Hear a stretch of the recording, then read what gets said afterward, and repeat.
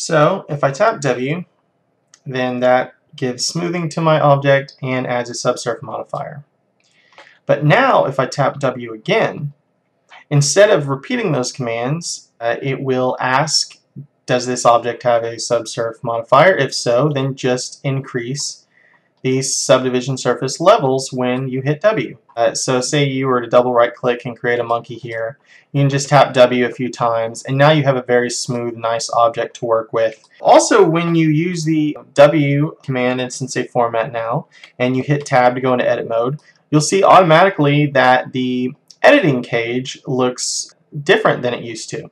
It's now conformed to the shape of the object. If you want to change that back, you can always click this editing cage button. So if I hit tab to go back into object mode, and tap A to select everything, hit X to delete everything, and tap Shift A and add a cube, and double right click over here and maybe add a torus, and double right click over here and add a monkey head here.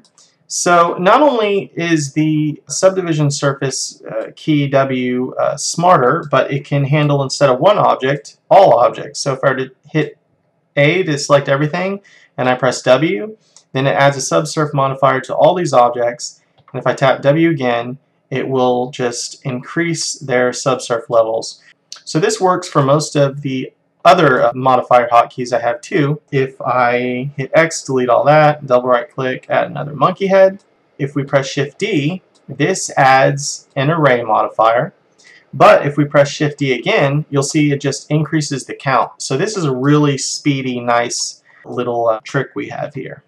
And I can just tap W to give it some smoothing. And of course we can do that also for as many objects as we have selected. So if I have a cube here and I tap D to duplicate it a couple of times, and maybe I'll double right click over here and add a UV sphere, duplicate this, I'll tap A to select everything, then press Shift D. This gives an array modifier to every object, and then when we press Shift D we can of course just increase that array modifier, and that's really cool. So not only can we now delete things without having to deal with a pop-up menu, but if we hit tab and we go into edit mode and say I were to tap W a few times to subdivide this cube a few times, deletion in edit mode is now based on what type of selection type you're using, which makes that even faster too. So say I were to hold C to bring up my circle brush here and select a few of these faces.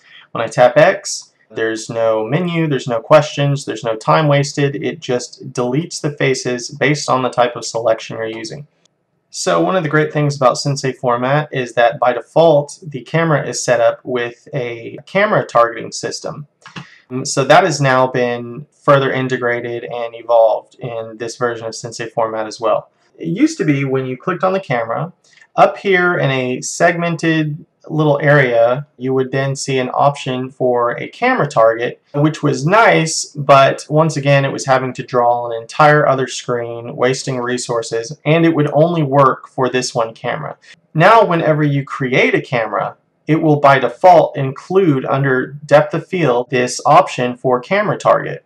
And whenever you select an object from here, like say this cube, I have coded this to automatically generate a track 2 constraint for whatever camera you have selected and set it up with the proper settings. So the instant you select an object there, you can then select it and you'll see it will be perfectly monitored in the camera. It used to be one of my greatest pet peeves in Blender would be to toggle between wireframe mode and then to get back to texture mode, because I really often like working in texture mode because I like having shadows on. So if I just tap Shift A, add a plane, S to scale here, tap A to select everything, G to grab to pick it up, select this cube, maybe scale it up some by holding my middle mouse button to constrain it to the Z-axis, hit D to duplicate it, Shift select that one, and maybe D to duplicate those.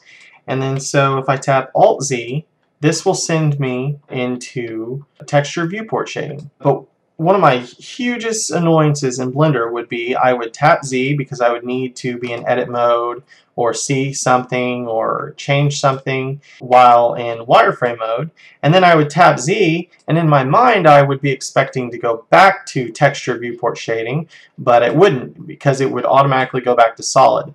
So now switching to wireframe view is contextual. It actually will remember whatever viewport shading mode you were in last when you tapped Z and take you back to that one. So for instance, if I were to tap Alt Z to go to solid mode and I tap Z, you see it remembers which mode you were in.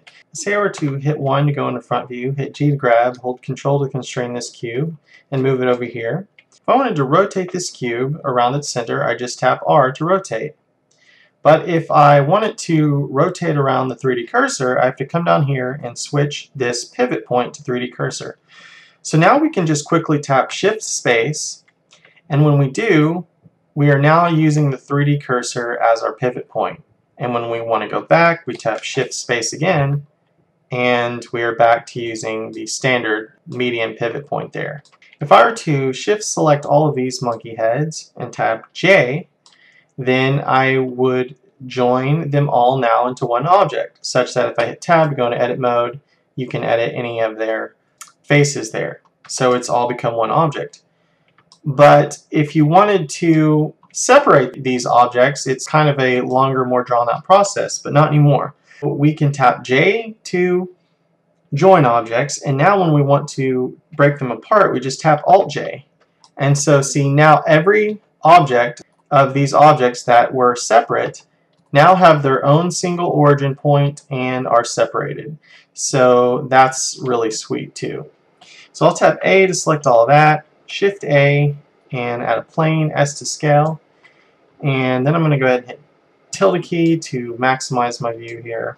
Shift A, mesh, add a cube, and I'm going to press Shift D, which adds a array modifier, and then Shift D a couple of more times, which increases its count.